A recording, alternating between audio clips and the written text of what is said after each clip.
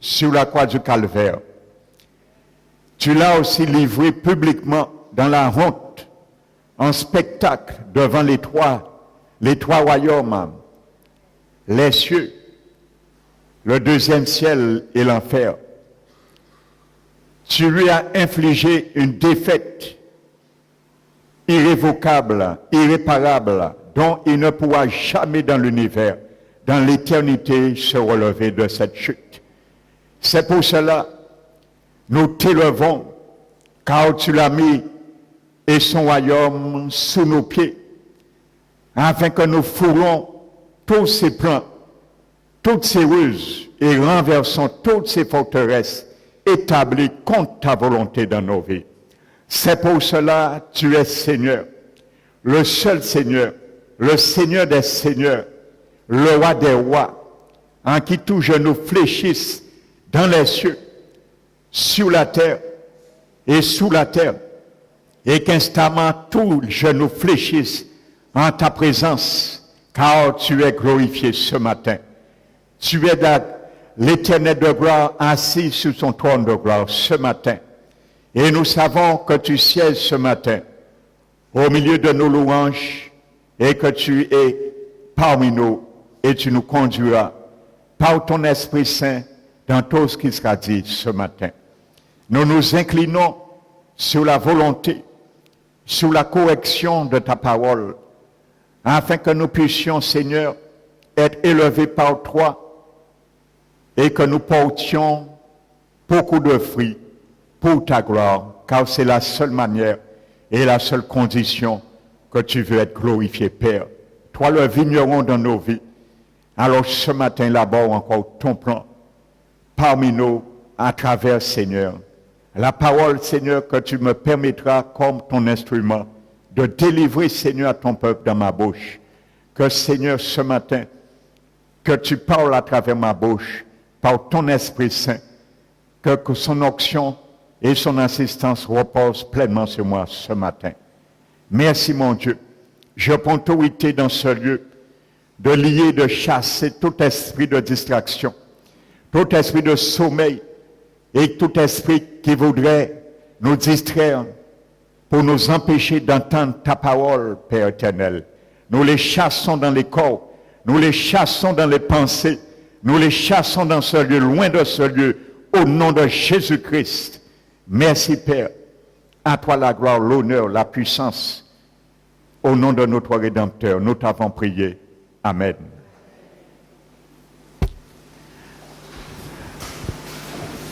Asseyons-nous ce matin. Alléluia.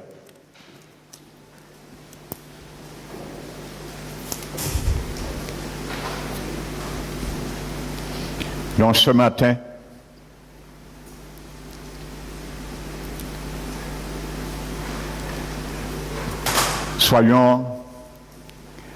tenons bon, car il y a assez de clim qui ventile, mais qui ne refroidit pas ce matin. Donc si vous avez un petit peu chaud, c'est normal. Nous avions demandé au Seigneur vendredi un temps favorable pour nous réunir. Gloire à son nom, et nous l'a donné. Nous allons demander s'il pourrait simplement un moment faire pleuvoir pour un peu arroser la tôle. Nous allons lui demander. Fermons les yeux. Père éternel, nous t'élevons, nous te bénissons. À toi l'honneur, la gloire. Nous savons, Seigneur, toute chose est dirigée et gérée entre tes mains.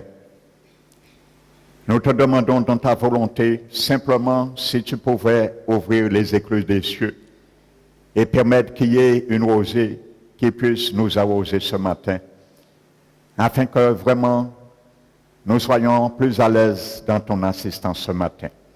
Que ton nom, ta volonté se fasse au nom de Jésus-Christ. Amen. Nous allons continuer.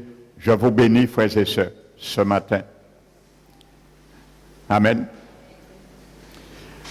Donc, sans plus tarder, je vais continuer. Amen. Donc, nous savons ce thème. Alléluia. Le vigneron, notre Père Céleste, qui veut que notre bien. Et tout ce qu'il fait pour nous, il le fait par amour. Amen. Donc, dimanche dernier, nous sommes arrêtés sur le mot qui est traduit dans Jean, le chapitre 15. Nous allons nous reporter. Alléluia, c'est le texte pivot de cet enseignement, de cette prédication. Donc le mot grec, le verbe qui est employé par demeurer, je disais, c'est le mot grec méno. Il est à l'impératif. Donc ça veut dire, c'est rester là où l'on est déjà. S'y maintenir, contenir et endurer. Alléluia. Donc pour bien nous montrer que nous sommes déjà là, mais de demeurer, de rester. Amen. Donc le contraire voudrait dire que nous sommes déjà là, mais nous pouvons être retirés. Alléluia. Le verbe s'explique de lui-même. Donc c'est ça que ça veut dire. Pour vous faire comprendre encore qu'il ne s'agit pas d'être dans le Seigneur, l'accepter et dire nous sommes sauvés une fois pour toutes. Bien que c'est un fait, nous sommes sauvés. Mais pas une fois pour toutes. Alléluia. Donc c'est ceux et celles qui vont demeurer qui seront définitivement sauvés. Amen. Donc c'est ça que ça veut dire ce mot demeurer. Premièrement. Donc s'il n'était pas possible, je disais, de perdre cette communion avec le Christ, pourquoi le Seigneur avertirait-il au sujet de cet échec possible? Le Seigneur aurait parlé en vain. Alléluia. N'oubliez pas ce que Paul disait aux Corinthiens. Je vous rappelle l'évangile de votre salut, la parole de vérité que vous avez entendue, reçue, dans lequel vous avez cru et par lequel vous avez été sauvés. Si vous les retenez aux termes dont je vous les ai annoncés. Autrement, vous aurez cru en vain. Alléluia. Non, ce n'est pas pour rien que Paul disait ça. Alléluia. La Bible dit ailleurs que Jésus, en prêchant l'évangile, que tous ceux qui ont cru en lui, il leur demande de demeurer. Amen. Donc, il y a une différence entre être en Christ, comme je l'ai déjà expliqué, et demeurer. Amen. Donc maintenant,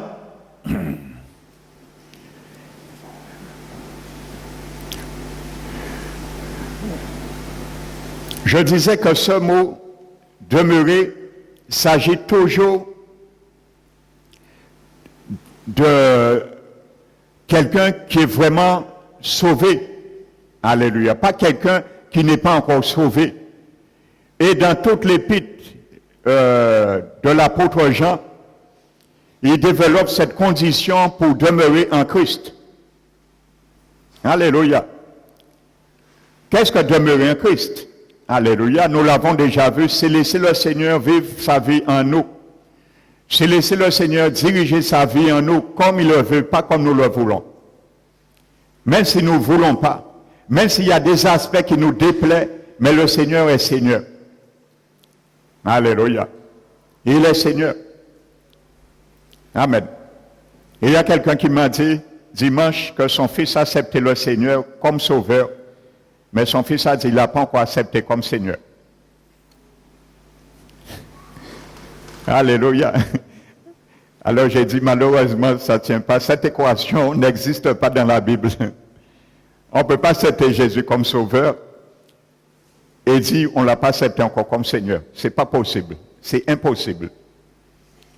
Parce que quand tu acceptes Jésus comme sauveur, c'est pour qu'il puisse régner sur toi après. Ça veut dire qu'il devient ton Seigneur.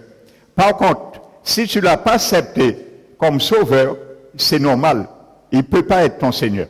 il n'a pas le droit de régner sur ta vie. Il ne touche pas ta vie, c'est normal. Amen. Il est le Dieu Tout-Puissant, il respecte le leadership de notre volonté. Il ne viole pas la volonté de l'homme. Et il ne viole pas la volonté non plus de ses enfants. Si tu as décidé en tant qu'enfant du Seigneur de demeurer en Christ, tu glorifieras le Père, car tu lui rendras la tâche facile. Alléluia. Mais si tu as décidé de ne pas demeurer en Christ, à ce moment, tu vas le faire travailler sur ta vie. Et c'est ça que nous allons voir aujourd'hui. Comment il travaille. Et comprenez bien quelque chose, Jésus a bien expliqué deux tendances des chrétiens, l'émondage et, comment dirais-je, la correction. Donc Jésus parle de ces deux choses et il met la différence sur ça. Sachez que quand Jésus nous émonde, ou du moins le Père, par notre Seigneur, il nous émonde. L'émondage consiste à cultiver et à traiter notre moi. Le moi. Ça, c'est l'émontage. Alléluia. Parce que nous venons au Seigneur avec notre nature pécheresse, notre nature humaine, adamique. Il régénérait le moi. Cet homme qui avait l'habitude de dominer et de gérer notre vie s'appelle le moi. C'est le moi, c'est celui qui dit je fais, je dis, je décide, ça c'est le moi. Alléluia. Donc, mais comme en Christ, le Seigneur ne veut plus le moi dit je sais, je fais, je dis, je décide. Il veut que le moi maintenant se met à côté et l'homme nouveau, l'homme spirituel se lève et dit le Seigneur a dit, le Seigneur m'a demandé, le Seigneur m'a dit d'aller. C'est ça la différence. Donc, le moi, notre nature sera traitée par l'émondage pour rester, demeurer et porter du fruit. Alléluia. Mais la correction, lorsque nous ne portons pas du fruit, ça c'est autre chose. Et c'est après l'émondage, la correction, que le Seigneur ne voit rien, à ce moment, il nous retranche. Prenez ça très au sérieux. Amen. Si j'ai pris du temps avec ça, c'est pourquoi vous puissiez, je prends ça très au sérieux. Alléluia. Parce que de plus en plus, il y a des évangiles nouvelles qui sont implantés dans les églises. Mais la Bible dit un seul évangile. Alléluia. Amen. De plus en plus, il y a des évangiles nouvelles, nouveaux plutôt, pour remplir les églises. Amen. Mais ce n'est pas la quantité qui fait foi à la sainte doctrine. Amen. Et n'oubliez, je vous ai dit en préambule que Jésus a toujours appelé son église un petit troupeau. Parce que même dans des églises comme aux États-Unis qui coiffent, qui cumulent 10 000, 15 000 membres, ça ne veut pas dire que les 15 000 seront sauvés. Amen. Parmi ces 15 000 membres qui sont nés de nouveau tous, Jésus connaît ceux qui lui appartiennent. Amen. Et il y a peut-être, dans ces 15 000, il y a 3 000 qui sont accrochés au cèpe, qui demeurent, et il y a 12 000 qui sont simplement greffés sur le tronc, c'est tout. Mais rien ne se fait. La sève ne coule pas, il n'y a aucune vie du Seigneur dans leur vie. Alléluia. On voit peut-être des tendances de floraison, de belles fleurs parfois, mais il n'y a pas de fruits qui portent. Alléluia. Alors prenez ça très au sérieux. La parole de Dieu. Donc maintenant, nous allons voir quelques tests dans les épîtres de Jean, parce que c'est Jean même dans son évangile qu'il parle de demeurer. Et Jean n'a pas changé de langage. Il va employer le même terme que nous avons vu dans Jean Méno, qu'il s'agit toujours un vrai salut, Alléluia. Vous allez voir la quantité de fois que Jean l'apôtre emploie dans ses épîtres également. En Christ. Prenons un Jean, ça c'est l'épître, pas l'évangile, mais l'épître de Jean. 1 Jean le chapitre 2. Il emploie le même mot. Alléluia. Le chapitre 2, verset 10. Donc tu vas comprendre à travers ces divers versets, il y en a d'autres bien sûr, qu'est-ce que ça veut dire quand Jésus dit « Celui qui est en moi et qui demeure en moi » ou « Celui qui est en moi et qui ne demeure pas en moi ». 1 Jean 2 et verset 10. « Celui qui aime son frère demeure dans la lumière et aucune occasion de chute n'est en lui. »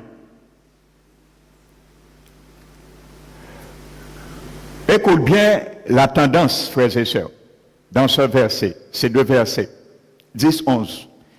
L'apôtre Jean dit, celui qui aime son frère demeure dans la lumière. Remplace ce mot demeure avec le mot méno.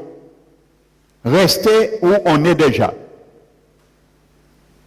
Celui qui aime son frère reste dans la lumière qu'il est déjà. Alléluia. C'est la même réalité. Amen. Mais regardez ce qu'il dit. Mais celui qui hait son frère est dans les ténèbres. Je ne sais pas si le Saint-Esprit nous fait comprendre la portée de ces deux versets. La Bible ne dit pas celui qui hait son frère ne demeure pas, demeure dans les ténèbres. Mais il dit celui qui aime son frère demeure dans la lumière. Il ne dit pas celui qui hait son frère demeure dans les ténèbres. Parce qu'un chrétien ne peut pas être dans les ténèbres pour rester où qu'il est déjà. Alléluia. C'est pour cela que le Saint-Esprit n'a pas inspiré l'apôtre Jean à dire celui qui hait son frère ne demeure pas, demeure dans les ténèbres. Donc tu comprends, mon frère, ma soeur, tu ne peux pas être dans les ténèbres et rester là. C'est pas ta place. Ça veut dire que Dieu nous montre que Jésus nous a bien arraché des ténèbres et nous a mis dans la lumière. Maintenant, nous sommes dans la lumière, nous devons rester là, nous sommes déjà. C'est ça que ça veut dire ce verbe, demeurer. Alléluia. Donc vous comprenez, si quelqu'un est, ça veut dire un signe majeur, il faut qu'il s'interpelle. Est-ce qu'il a reçu l'Esprit de Dieu? Ou est-ce que c'est vraiment sa position toujours dans les ténèbres? Il n'est pas encore arraché du royaume des ténèbres et est transporté dans le royaume de la lumière, de l'amour de notre Seigneur Jésus-Christ. Amen. Donc voici le même mot. Porter du fruit, c'est quoi? Ça, c'est porter du fruit. Jésus a dit, mon Père soit glorifié si je porte, tu portes beaucoup de fruits. Porter du fruit, c'est demeurer en Jésus, demeurer en moi, il a dit. Donc, aimer tes frères, tes sœurs, c'est demeurer dans le sceptre. Donc, ça fait partie des fruits. Ce n'est pas les 9 tranches du fruit de Galates, 5 seulement. Demeurer ou porter du fruit. Alléluia. Donc, voici un fruit dont parle le vignoble. Et ce fruit-là, le Père s'engage pour ma vie, pour ta vie, puisse être fructifié aussi. Alléluia. Prenons maintenant toujours dans l'évangile de Jean, parce que Jean a employé toujours la même tendance. Maintenant, toujours dans la première épître de Jean, le chapitre 4, le verset 12. Personne n'a jamais vu Dieu, et nous nous aimons les uns les autres. Dieu demeure en nous, et son amour est parfait en nous. Dieu demeure en nous. Ça veut dire Dieu est présentement nous, et c'est là qu'il demeure et qu'il reste également. Mais tu peux le retirer aussi, tu peux le faire partir. Alléluia. Donc c'est le même mot que l'apôtre Jean emploie. Alléluia. Porter du fruit, c'est permettre que le Dieu qui est en toi, qui est en moi, demeure incessamment et ne se retire jamais. Voici encore un moyen de porter du fruit. Alléluia.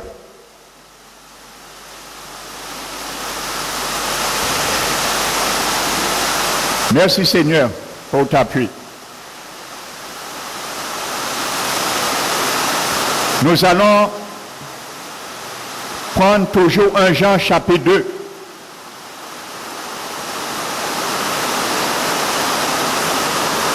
Verset 6. Ça, je prends quelques versets, il y en a beaucoup d'autres. Hein. Je ne prends pas tout. Qui a la même connotation de ce mot méno que Jésus a employé dans Jean 15. Amen. Verset 6, toujours 1 Jean 2. Celui qui dit qu'il demeure en lui. Ça veut dire celui employé le mot, la même définition. Qui est là, mais qui doit rester là, qui l'est déjà. En Christ, en lui, doit marcher aussi comme il a marché lui-même. Jésus. Demeurer en Christ, porter du fruit, c'est demeurer en Christ et marcher comme Christ a marché. Alléluia. Voici ce que aussi demeurer en Christ. C'est le même verbe que Jésus a employé. Alléluia. Tu es là, dans cette position, dans cette condition, alors tu dois marcher comme Jésus lui-même a marché. Et je t'apprends rien. Tu veux savoir comment Jésus a marché? Lis les évangiles. Alléluia. Lis les évangiles. Alléluia. Le respect majeur qu'il avait pour la parole, pour les choses de Dieu. Il était fondé dans la parole de Dieu, dans les principes de son Père, dans l'obéissance parfaite. Alléluia. Lorsqu'on l'insultait, on le calomniait, on le méprisait, il gardait le silence devant le Père. Et il ne faisait point vengeance de lui-même, mais il s'attendait à celui qui juge, justement. Ça, c'est marcher dans cette race. Ça, c'est demeurer en Christ, dans le sceptre. Et ça, c'est porter du fruit. Alléluia. Amen. Et les 9 tranches de Galates 5, qui portent des fruits de l'esprit, n'est que la manifestation de ces principes dans nos vies. Alléluia.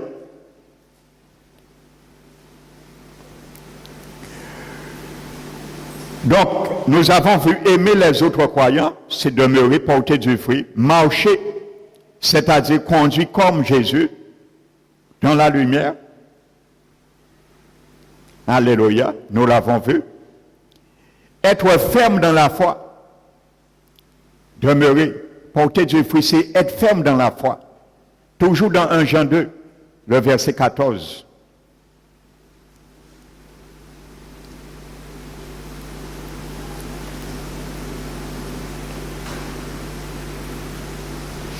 Je vous écris, Père, parce que vous avez connu celui qui est dès le commencement. Je vous écris, jeunes gens, parce que vous êtes forts et que la parole de Dieu demeure en vous et que vous avez vaincu le malin. Alléluia. Être ferme dans la foi. Alléluia. La parole que tu as reçue, j'ai reçue le jour de mon salut. Jésus même qui est la parole personnifiée, incarnée, demeure en moi. Ça, c'est porter du fruit. Alléluia. Amen.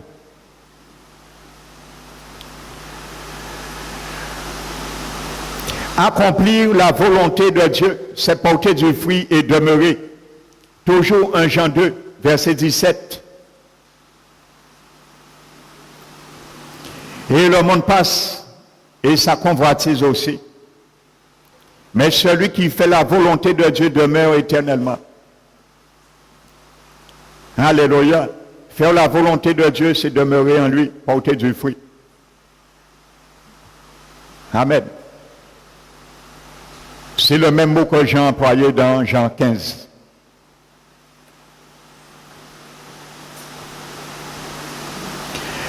Nous tenir soigneusement à l'enseignement reçu au commencement, c'est-à-dire la vérité apprise au moment du salut.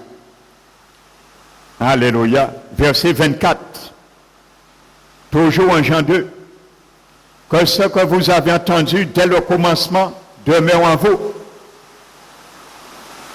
Et ce que vous avez entendu dès le commencement demeure en vous. Vous demeurez aussi dans le Fils et dans le Père. Alléluia. Amen.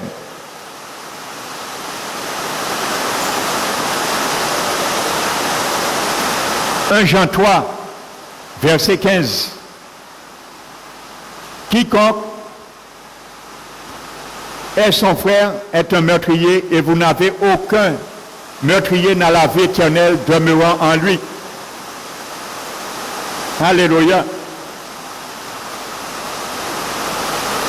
Regarde ce que dit la Bible encore.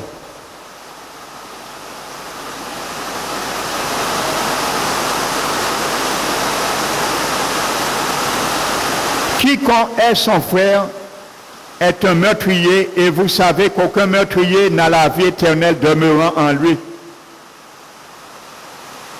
À qui j'en parle là? Aux chrétiens, frères et sœurs, nés de nouveau comme toi et moi. Il dit aucun meurtrier n'a la vie éternelle qui demeure en lui. Le même mot. Ça veut dire la vie éternelle qui est là et qui demeure déjà dans une position présente en nous. Donc ça veut dire un meurtrier. Si nous regardons ça comme une rhétorique, un meurtrier ne peut pas être dans le sceptre. Alléluia. Alors quand Dieu nous demande, frères et sœurs, à nous aimer, à régler nos griefs, de chercher une solution à toute, comment dirais-je, animosité, amertume, le Seigneur c'est ce qu'il dit. Amen. Parce que nous ne pouvons pas demeurer incessamment dans de telles situations dans le sceptre. La vie ne coule pas. Alléluia. Et un jour, notre vie sera séchée si nous ne prenons pas garde aux avertissements de notre Seigneur. Confesser publiquement Christ, 1 Jean 4, 15. Alléluia. Ah. Voici ta responsabilité pour ceux et celles qui hésitent à prendre leur baptême d'eau. Alléluia. 1 Jean 4, 15. Celui qui déclarera publiquement que Jésus est le Fils de Dieu demeure en lui et lui en Dieu. Alléluia. Déclarer publiquement que Jésus est le Fils de Dieu, ça tu le fais par ton baptême d'eau. Amen. Demeure en lui. Alléluia. Donc, comme je vous ai dit, ceux qui hésitent pour le baptême d'eau, si vous hésitez, vous refusez le baptême d'eau, vous mettez en doute votre salut. Je le répète ce matin. Parce que ça, je vais l'expliquer dans le cours de baptême. Alléluia. Ceux et celles qui ne veulent pas encore confesser publiquement que Jésus est le Seigneur. Pourquoi? Parce que leurs parents, leur mari, leur épouse, leur patron, leurs collègues, leurs voisins va les ironiser, va les critiquer ou va les calomnier, même persécuter. Amen. Alors, par lâcheté, pour plaire aux parents, aux maris, à la pause, au patron. Peut-être on faisait des compromissions avec le patron. Si on s'engage au baptême, on devrait lui dire, on ne fait plus ça. Alors, par honte ou par lâcheté, on préfère encore renoncer au baptême d'eau pour cela.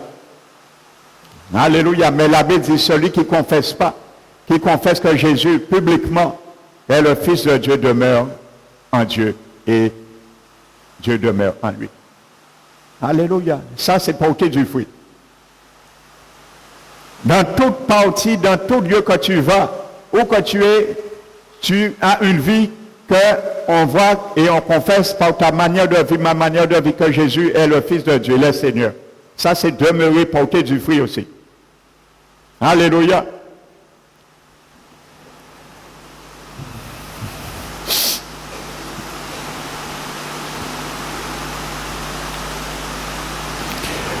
Donc, une telle marche manifestera que l'on est vraiment disciple du Christ, sans ambiguïté.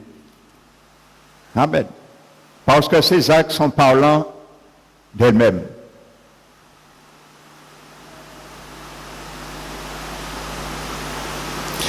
Voici le verset que je vous disais tout à l'heure. Dans l'évangile de Jean maintenant, l'évangile de Jean, pas les Épîtres, chapitre 8. La Bible dit, verset 31, Jésus dit aux Juifs qui avaient cru en lui, si vous demeurez dans ma parole, vous êtes vraiment mes disciples. Donc tu peux croire en Jésus, mais ne pas demeurer en Jésus-Christ. Et c'est ce que Jésus nous illustre dans la parabole du vignoble. Tout ce qui est en moi, ce sont ceux qui ont cru à Jésus. Alléluia. Mais si tu demeures en Christ, tu es vraiment un disciple. Alléluia. Et il n'y a pas d'ambiguïté. Il dit aux Juifs qui avaient cru en lui, si vous demeurez dans ma parole, vous êtes vraiment mes disciples. Ce n'est pas à dire j'ai cru un jour et ne pas demeurer. Alléluia. Ce n'est pas parce que tu as cru un jour à l'évangile, tu as accepté Jésus un jour, que ça fait de toi un disciple. C'est ça que Jésus explique, ce n'est pas moi qui le dis. Alléluia. Et il dit ceux qui ont cru en lui. Il a dit, si vous demeurez dans ma parole, vous êtes vraiment mes disciples. Ce n'est pas quand tu as cru, tu es vraiment un disciple. C'est quand tu demeures dans la parole. Et vendredi, nous l'avons vu. Matthieu 7 dit, c'est celui qui entend les paroles de Jésus et qui les met en pratique. C'est son vrai disciple. Alléluia. Et c'est ça, rester sur le fondement. Amen. Ceux qui ont cru, il a dit, si vous demeurez dans ma parole, vous êtes vraiment mes disciples. En finalité, ceux et celles qui seront retranchés prouveront qu'ils n'étaient pas des disciples. Qu'ils ont cru simplement, et c'est tout. Alléluia. C'est ce que ça voudrait dire.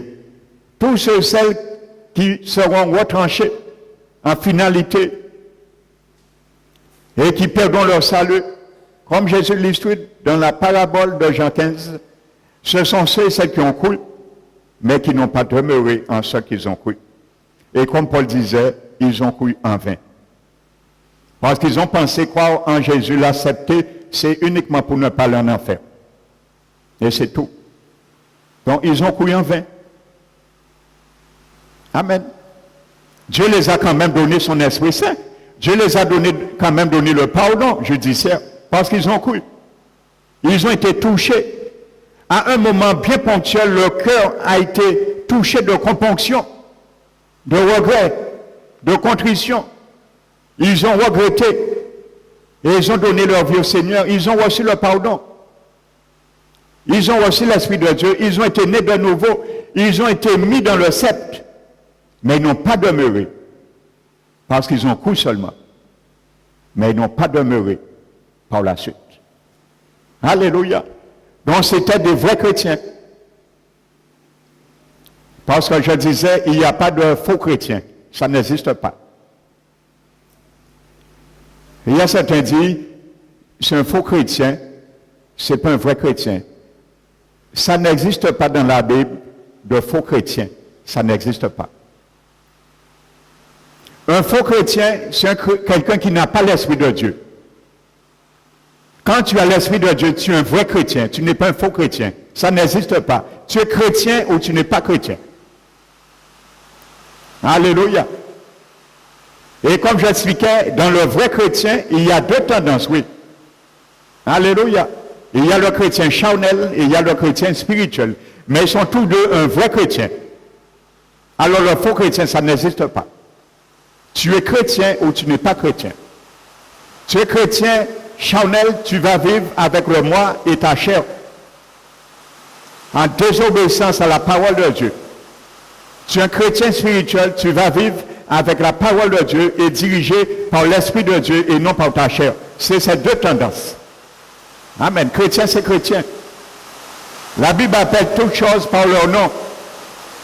Un croyant n'est pas un chrétien nécessairement. Celui qu'on appelle terminologiquement un faux chrétien, c'est un croyant.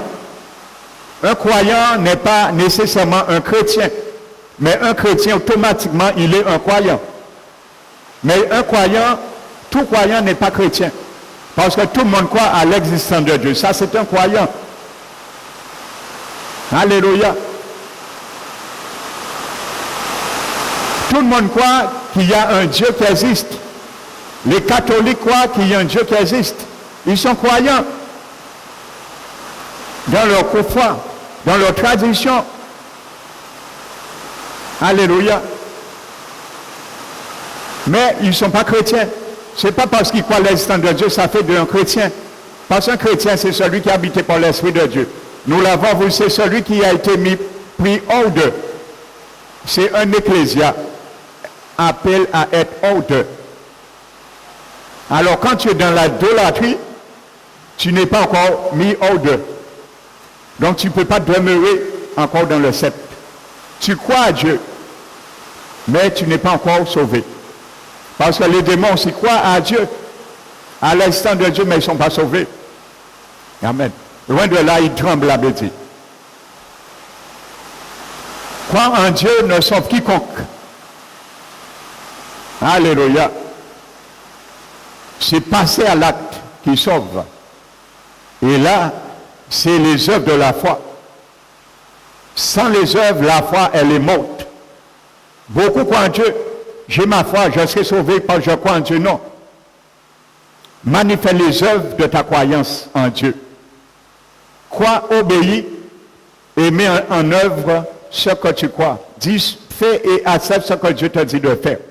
Alléluia. Amen. Ça, c'est la foi. Les œuvres de la foi. Amen. Donc, frères et sœurs, partout dans les écrits de Jean, nous l'avons vu, demeurer ne se rapporte pas à l'expérience initiale de la foi qui sauve, à travers tout ce que nous avons déjà vu. Je le répète,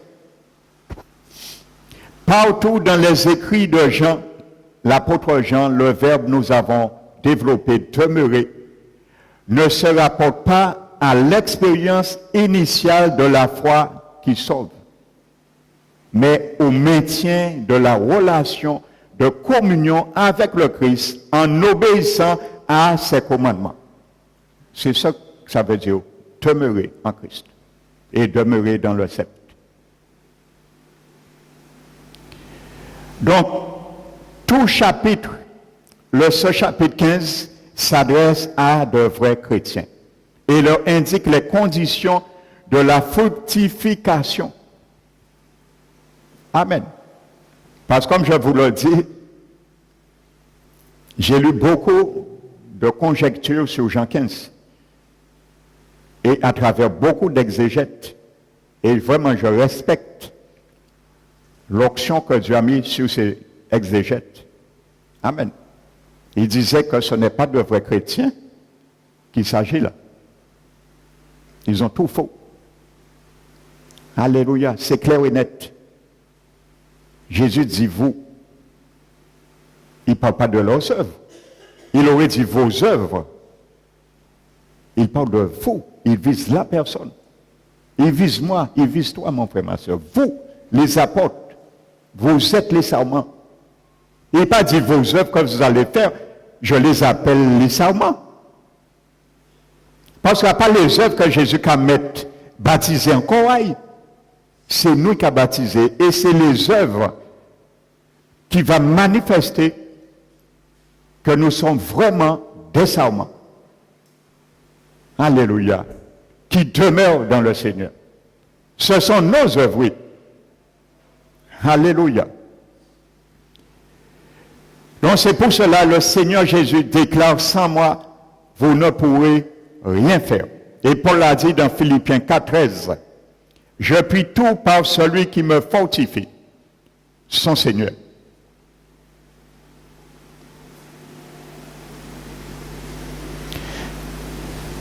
Celui qui me fortifie, afin que nous nous souvenions, quel que soit le bon fruit que nous portons, ce n'est pas notre fruit, mais celui de Christ. Nous n'avons pas de sève en nous-mêmes. Alléluia. C'est le fruit de Jésus que nous portons, parce que nous n'avons pas de sève en nous-mêmes.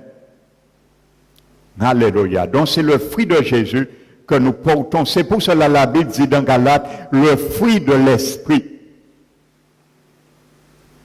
Alléluia. Donc c'est le fruit de Jésus que nous portons. Le sarment est fait pour porter le fruit. Alléluia. Amen. Romains 11, nous l'avons vu. Et il a dit que nous sommes greffés pour devenir participants à la racine nourricière. Et qu'est-ce que la racine nourricière nous donne? C'est la sainteté.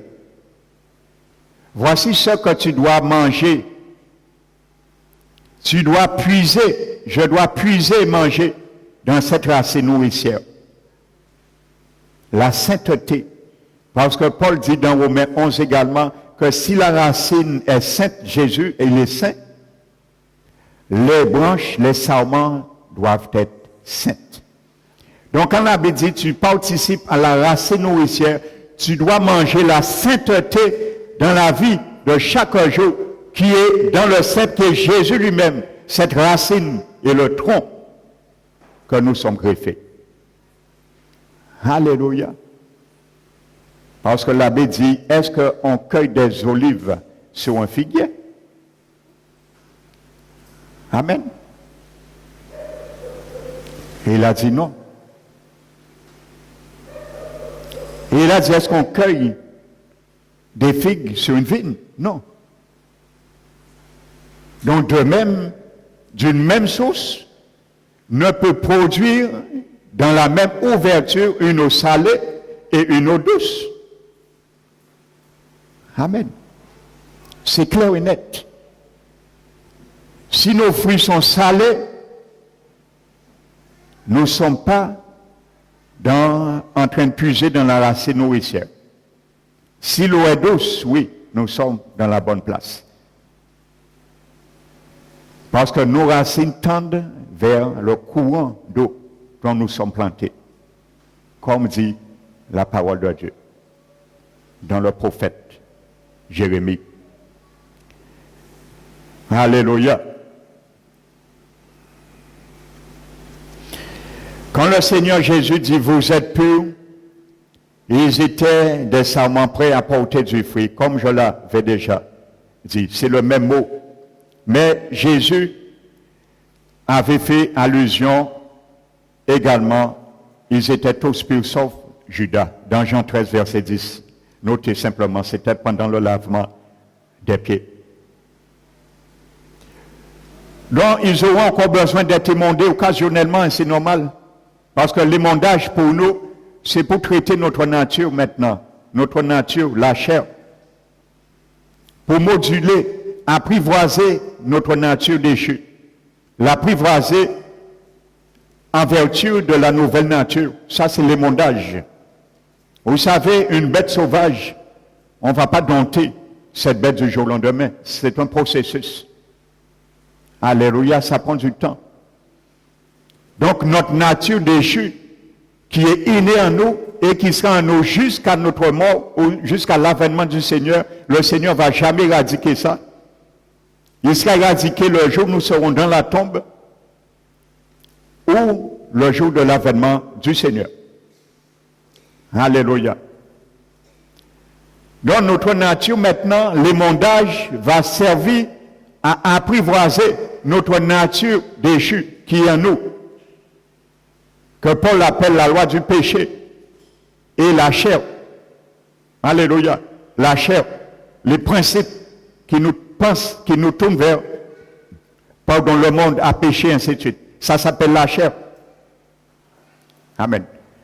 Donc l'émondage va permettre à notre chair de s'apprivoiser avec la nature divine qui m'habite maintenant et qui t'habite, tous ceux et celles qui sont nés de nouveau. Parce que nous avons maintenant deux natures. Le monde qui n'est pas encore sauvé a une seule nature en eux. La nature pécheresse, la nature irrégénérée, la chair, le moi. C'est cette nature qui est en eux. Mais un chrétien a deux natures en lui. Cette nature reste plus la nature divine. Et vous comprenez, si quelqu'un n'a pas la nature divine, il ne pourra jamais plaire à Dieu. C'est clair et net. Parce que la Bible dit, nous obéissons et nous étions esclaves à celui que nous obéissons. Pour briser l'esclavage de la chair, il faut un nouveau maître. Le nouveau maître, c'est Jésus.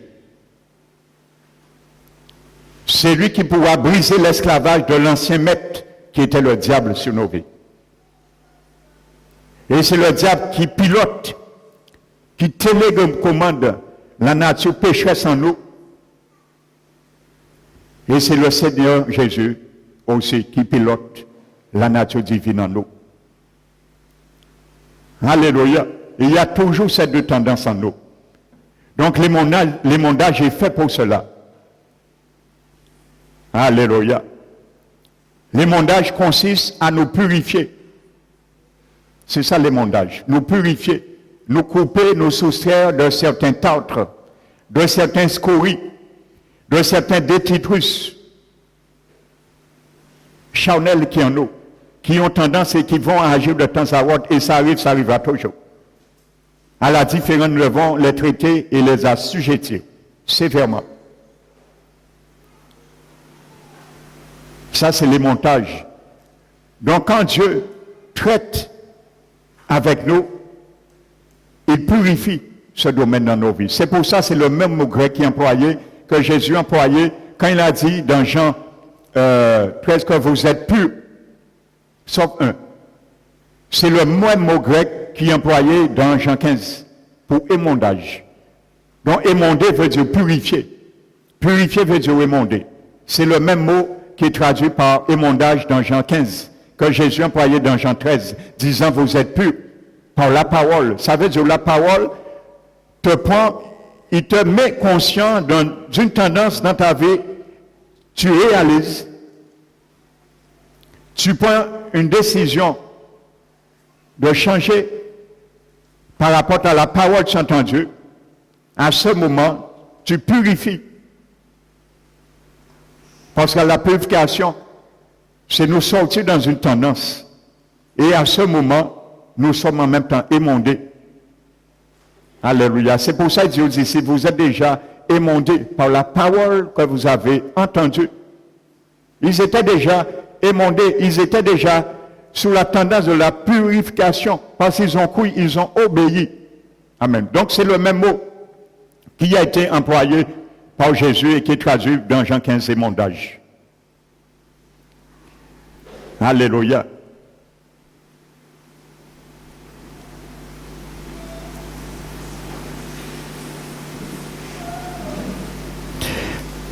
Donc maintenant,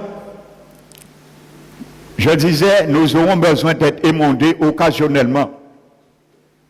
quand nous avions été déjà purifiés par la foi dans la parole et l'acceptation du salut de notre Seigneur Jésus-Christ. Autrement dit, son enseignement. Ce qui peut nous séparer de Christ, c'est le péché. Alléluia. Donc maintenant, le péché, c'est le péché qui peut nous séparer de Christ. Et c'est à ce moment que le vigneron va traiter maintenant le péché. Parce que le péché maintenant, nous avons vu l'émondage, le péché maintenant, et que le vigneron, c'est son ultime devoir, c'est un parasite. C'est des parasites qui affectent les sarments.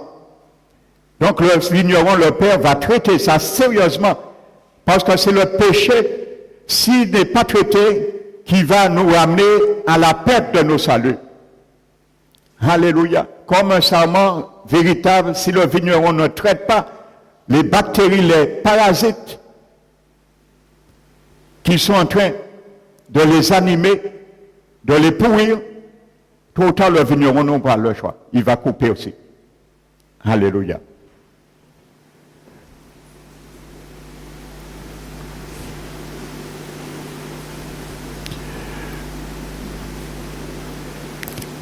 Donc, le péché dans la vigne du Seigneur est comme une maladie qui ronge le sarment. Et le fruit est la seule validation possible du fait que le sarment demeure dans le sceptre.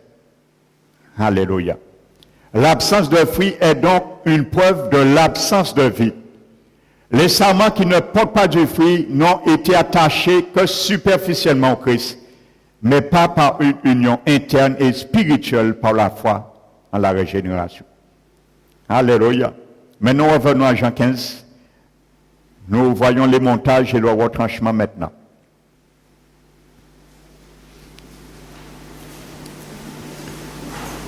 Verset 6. Si quelqu'un ne demeure pas en moi, il est jeté dehors. Comme le sarment, et il brûle.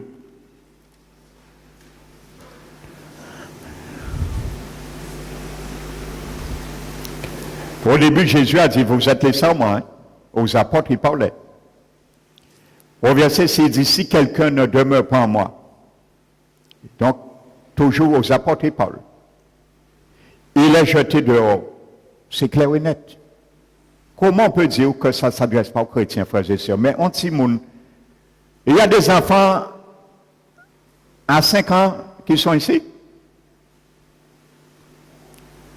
6 ans. 7 ans. Amen. Un enfant de 5 ans comprend ça. On n'a pas besoin de faire études théologiques pour comprendre ça.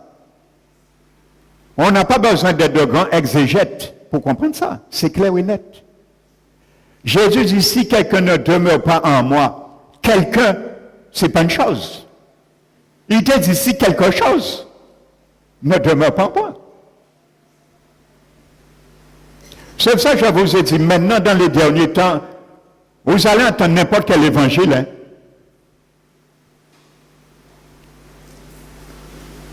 Il y a un collègue qui était avec nous. Il a été dans une autre église. On discute de les enseignements qu'il perçoit là, mais maintenant il s'est troublé. Parce qu'il dit, nous, pasteur, il dit qu'un chrétien péché peut être salué. Il dit, pasteur là, dit, il peut même vivre dans l'adultère, étant marié. Il peut jamais être salué.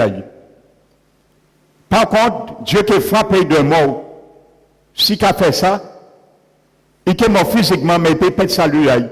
Voici ces anges d'évangile que vous allez entendre, parce que c'est déjà en Guadeloupe. Alléluia. Le frère Fabrice et le frère Olivier témoin. Parce qu'on discute avec lui, mais il est troublé. Alléluia. Quand on ne veut pas entendre ce que Dieu veut que nous entendons, à ce moment, le Seigneur te laisse faire ton choix. Et tu es responsable de ton salut maintenant. Amen. Comme le sarment, il sèche. Vous avez déjà vu la vie d'un chrétien sécher avec Christ? Ça n'existe pas dans la Bible. Si notre vie sèche, c'est parce que Christ n'est plus là. Robinet l'a fermé. Le robinet est fermé parce que le péché a pris trop de tendance et de degrés dans nos vies. Alléluia.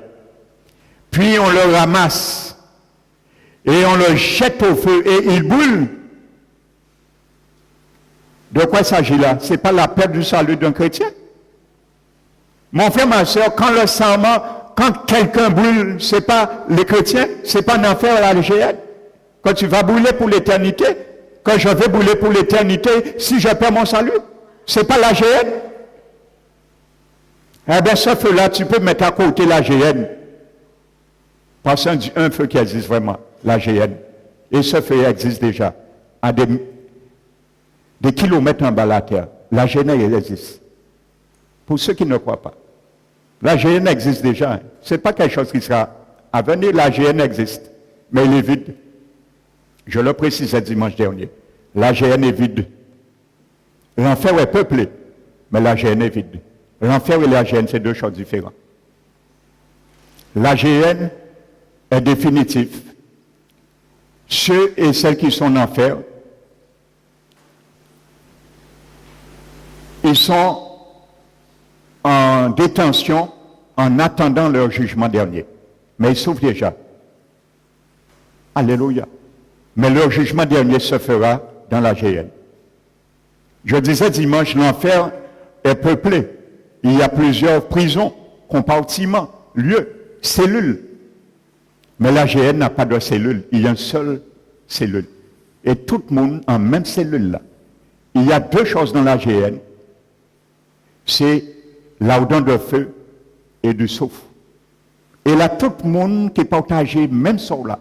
Satan, ses démons, ses anges déchus, et tous les damnés, et tous les chrétiens qui ont refusé d'obéir et de marcher dans la sanctification. Alléluia. Regardez ce que Paul dit, un texte qui me vient. 2 Thessaloniciens chapitre 1. Note-le. Paul dit, nous glorifions-nous pour vous dans toutes les églises de Dieu. À cause de votre persévérance aux chrétiens, il parle, et de votre foi. Au milieu des afflictions, de vos afflictions et des persécutions que vous avez à supporter. Alléluia, c'est pas facile. Vous avez à supporter. Ça fait partie du contrat de mon salut et de ton salut, mon frère, ma soeur. Que vous avez à supporter.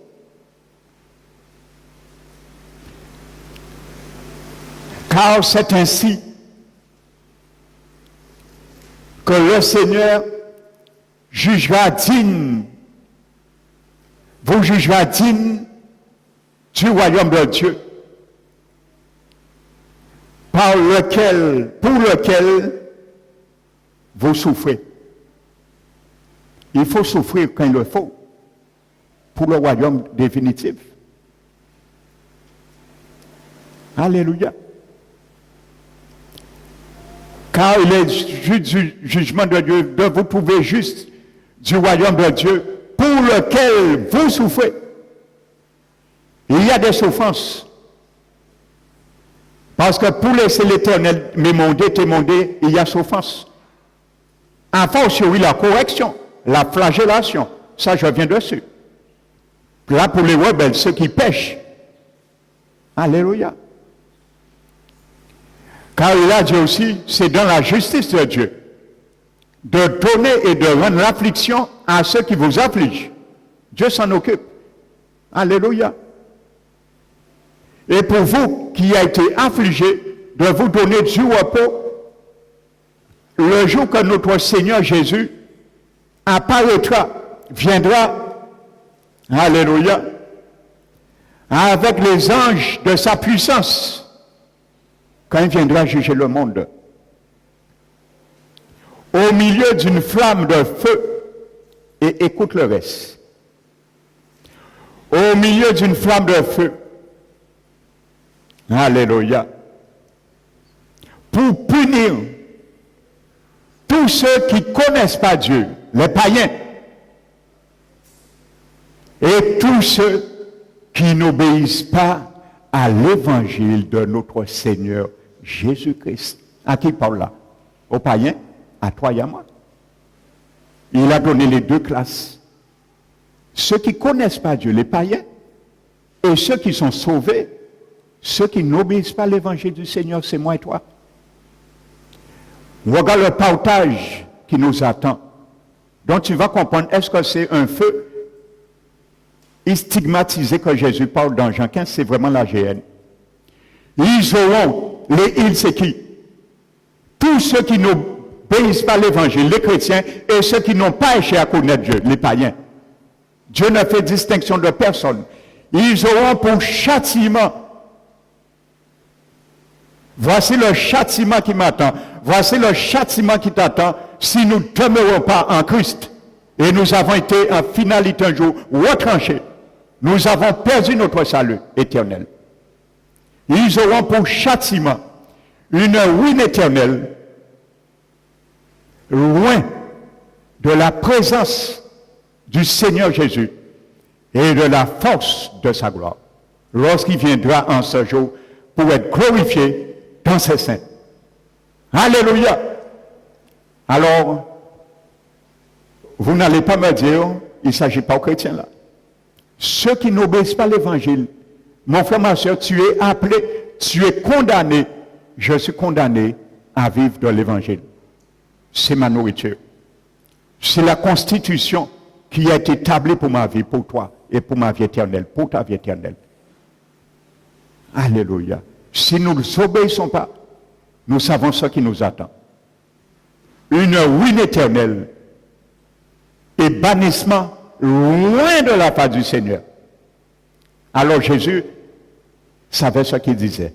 Lorsqu'il retranche, le Père retranche un sarment, il sèche, il tombe, il est ramassé et il est mis dans le panier des damnés. Et en finalité, il sera jeté dans la géhenne. Amen. Alléluia.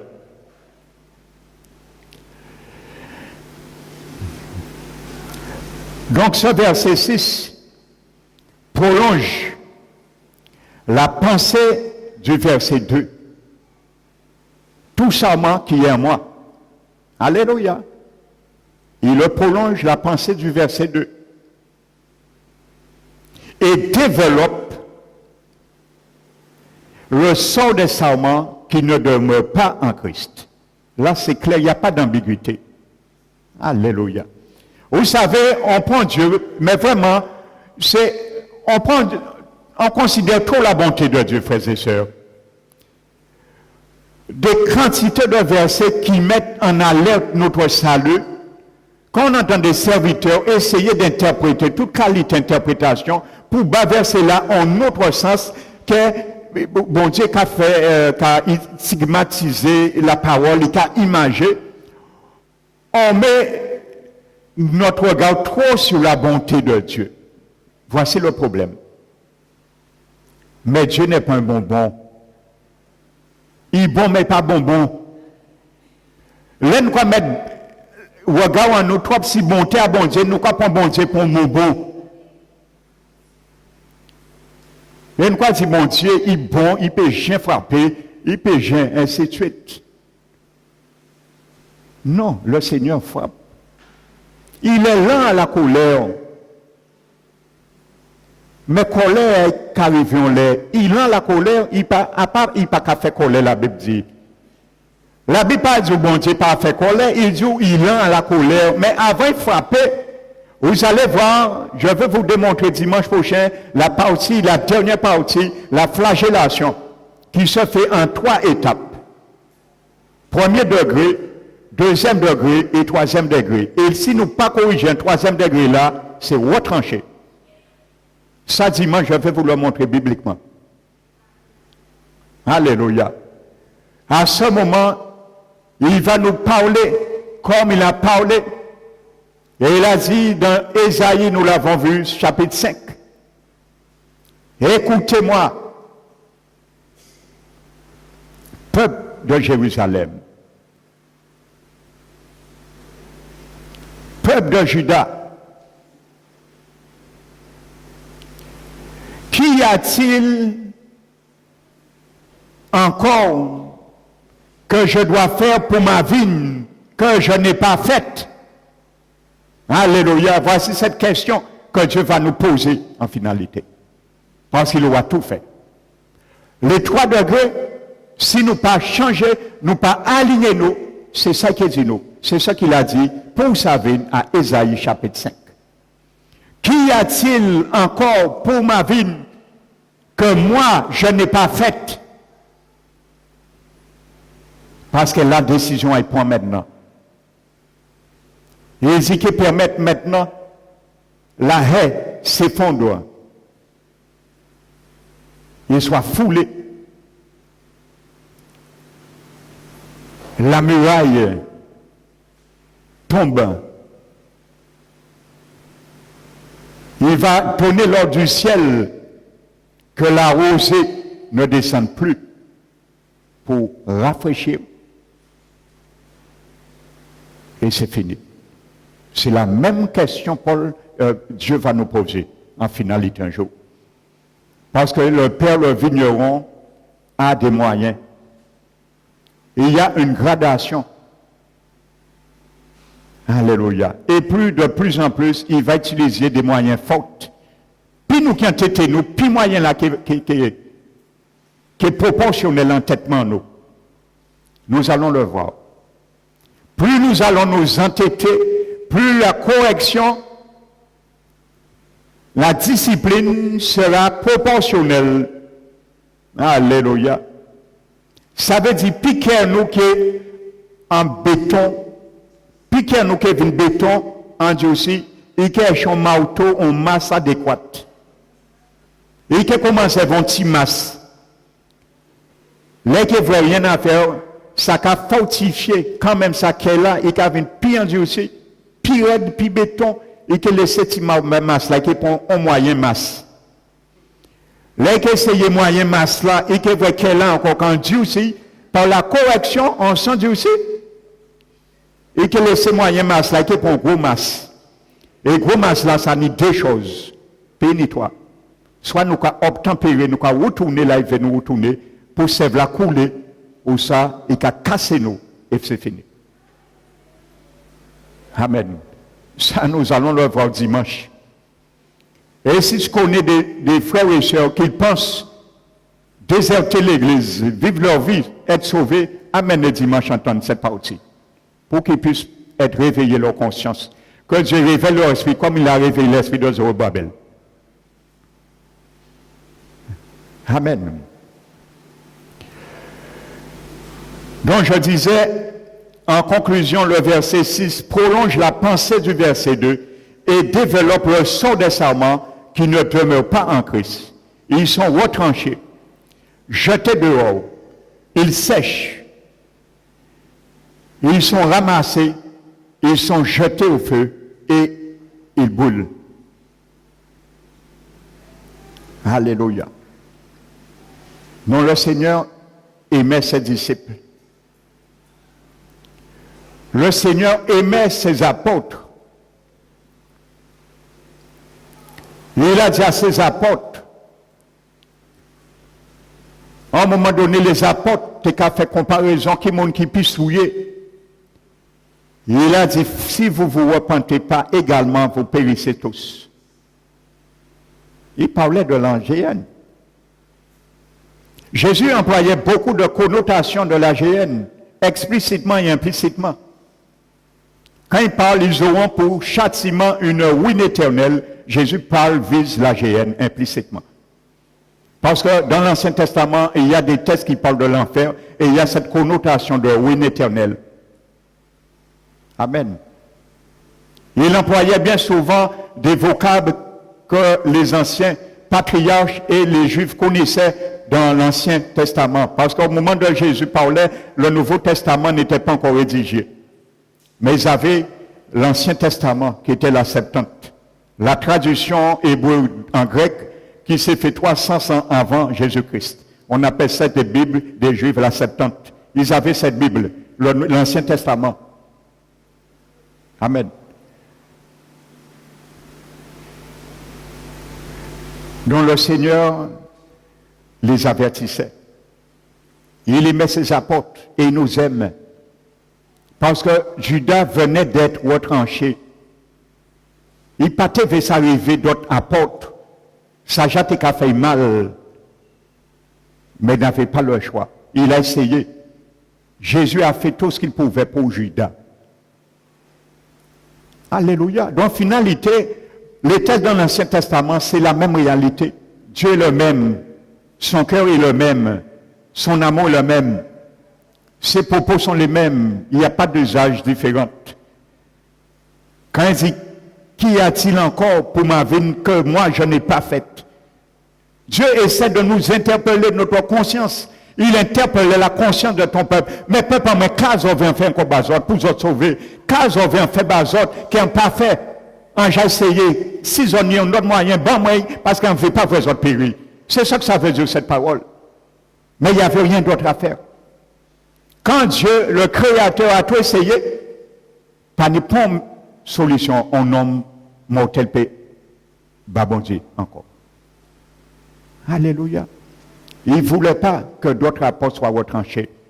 C'est pour ça que Jésus a donné cette parabole du vignoble. Judas venait d'être retranché. Judas venait d'être coupé du sceptre. Judas venait d'être tombé, séché. Alléluia. Maintenant, on va le ramasser le jour du jugement dernier. Il sera ramassé pour être jeté dans la géhenne. Et il va brûler là maintenant. Mais il est déjà en enfer. Il a perdu son salut. Le Seigneur s'est rappelé en face à face, dans la scène, pas dans la Sainte Seine, il n'était pas dans la Sainte Seine. Pendant le lavement des pieds, pendant le repas pascal, le lavement des pieds, Jésus a dit, il y a un qui n'est pas pur, il tend, les oreilles ont été bien nettoyées, jour-là ça.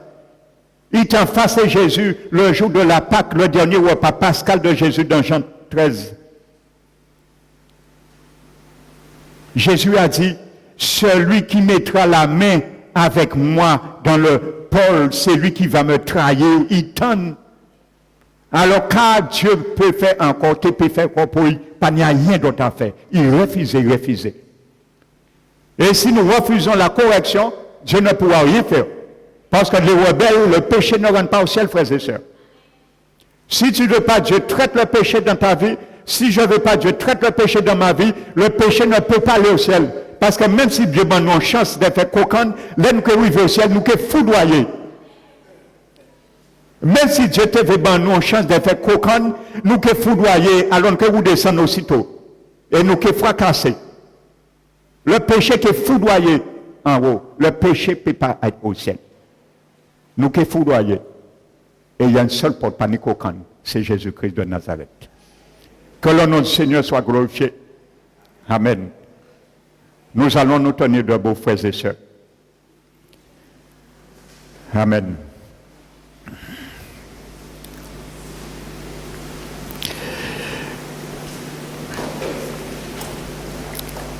Mettons-nous debout, fermons les yeux. Père très saint, c'est avec crainte et tremblement, Seigneur. Je me présente, Seigneur, chaque dimanche devant ton peuple. Car je ne voudrais pas, Seigneur, aucunement un jour, tu me demandes compte pour le sang de quiconque, Seigneur. Je ne voudrais pas, tu me demandes compte pour l'éternité, le si grand salut acquis par ton sang, coulé sur la croix du calvaire à Golgotha pour quiconque, Père éternel. Mais notre joie, c'est de savoir que tu es vivant. Tu es non seulement notre Père céleste, mais tu es aussi notre vigneron. C'est toi qui traites notre vie chaque jour, chaque instant. Tu ne cesses de nous avertir. Tu parles d'une manière ou d'une autre, Seigneur. Et bien souvent, il y a certains qui prennent égard parmi ton peuple, mais bien souvent, combien qui ne prennent point égard au Seigneur. Lorsque tu sévis, Seigneur, dans ta correction, parfois nous abandonnons et nous fuyons, Seigneur, cette correction. Et nous cheminons vers la sécheresse spirituelle. Mais c'est toi qui nous as dit de ne pas mépriser le châtiment de l'Éternel et de ne point perdre courage lorsque tu nous traites, Seigneur, nos vies. Aujourd'hui, Seigneur, ma prière que chacun de nous puissions avoir une haine jusqu'à la tunique pour le péché, comme tu l'as dit. Que nous voulons, Seigneur, être ceux et celles que ta crainte pénètre au plus profond et habite notre être tout entier. Car tu as dit la vraie crainte de l'Éternel est la haine du mal. L'arrogance, l'orgueil, la voix du mal, la bouche perverte, voici tout ce que tu es, Seigneur. Apprends-nous à haïr, Seigneur, le péché, à avoir un dégoût, Seigneur. Car combien de fois parmi nous, nous avons ressenti, nous avons vu et compris, conscient, ce que le péché a amené comme dégâts dans nos vies. Et parfois, quand même, nous demeurons. Pourquoi cela, Seigneur? C'est parce qu'il y a une seule réponse à cela. Nous avons trop sous-estimé ta sévérité et primé sur ta bonté. Oui, Seigneur, tu es bon. Tu seras toujours bon et tu vas toujours nous couronner de bonté. Et c'est pour cela nous t'élevons, te donnons la gloire par rapport à ta bonté et tes merveilles en faveur de chacun de nous.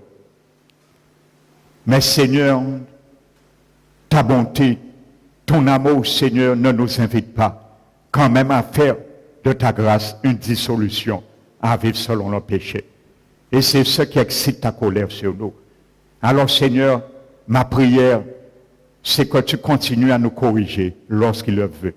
Lorsque toi tu le veux et lorsqu'il nous semble, car c'est un fruit paisible que en beau, ça nous amène dans nos vies. Et c'est ce que tu veux, le fruit de ta justice, à travers nos vies, nous comme sarments, Seigneur. Alors Seigneur, je te remets chacun de nous. Tu connais les faiblesses, tu connais la capacité d'endurer de chacun de nous. Tu connais aussi, Seigneur, la force de chacun de nous, quand tu nous donnes la vigueur à nos muscles, à notre foi, Seigneur. Fortifie notre foi.